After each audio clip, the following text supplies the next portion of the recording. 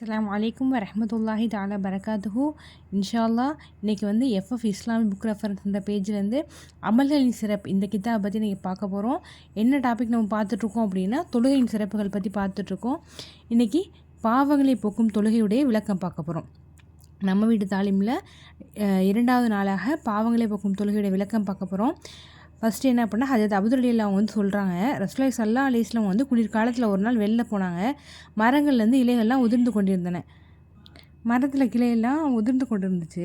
அப்போ ஒரு மரத்தோட கிளையை பிடிச்சி நபிசுல்லாசம் ஆட்டினாங்க. ஆட்டும்போது அதுலேருந்து நிறைய இலைகள் வந்து விழுந்துருச்சு. அப்போ நபிசுல்லாசம் வந்து அபூதரே அப்படின்னு என்னை கூப்பிட்டாங்க. லப்பைக் இதோ இருக்கேன் யா ரசூலல்லாஹ் அப்படின்னு நான் சொன்னேன். அப்பொழுது அவங்க சொன்னாங்க, ஒரு முஸ்லீம் அடியான் அல்லாஹ்வுக்காக யார் இக்லாசுடன் தொழுவாரோ இந்த மரத்துலேருந்து எப்படி இலையெல்லாம் உதிர்ந்து கொட்டுதோ அது போல் அவரோட பாகம்லாம் உளுந்து கொட்டின்னு சொல்லிட்டு நபிசுல்லாசம் சொல்லியிருக்காங்க. இது எந்த நூலில் பதிவு செய்யப்பட்டிருக்குன்னா நூல் தர்கீப்ன்ற நூலில் வந்து பதிவு செய்யப்பட்டிருக்கு. விளக்கம் என்ன சொல்கிறாங்க, குளிர்காலத்தில் மரத்தில் வந்து இலைகள் உதிருது. சில மரங்களில் வந்து ஒரு இலை கூட மிஞ்சுறது கிடையாது. அப்படி இக்லாஸோட ஒரு மனுஷன் தொழுகிறான்னா அவனோட பாவங்கள் எல்லாம் எல்லாத்துல என்ன பண்ணுறான், மன்னிச்சிட்றான் அப்படின்னு சொல்கிறாங்க. இன்னும் என்ன சொல்லப்படுது, நபிசுல்லாசம் அவங்களோட கருத்துன்னு சொல்கிறாங்க. அதுபோல் என்ன சொல்லப்படுது அப்படின்னா, ஒரு மனிதனுடைய சிறு சிறு பாவங்கள் தான் தொழுகை மூலியமாக மன்னிக்கப்படுது. அவன் எப்போ அல்லாஹ்விடத்தில் தௌபா செய்கிறானோ அவனோட பெருப்பாவங்கள் மன்னிக்கப்படுதுன்றாங்க.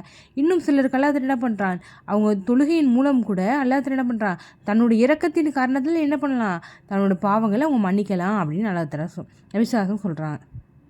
இது நபிசுல்லாசம் சொல்லலை. அதாவது ஒரு மனிதன் வந்து தொழுகை மூலியமாக பாவம் மன்னிப்பு கேட்குறனால என்ன பண்ண அல்லாஹ் தஆலா மன்னிக்கிறான்.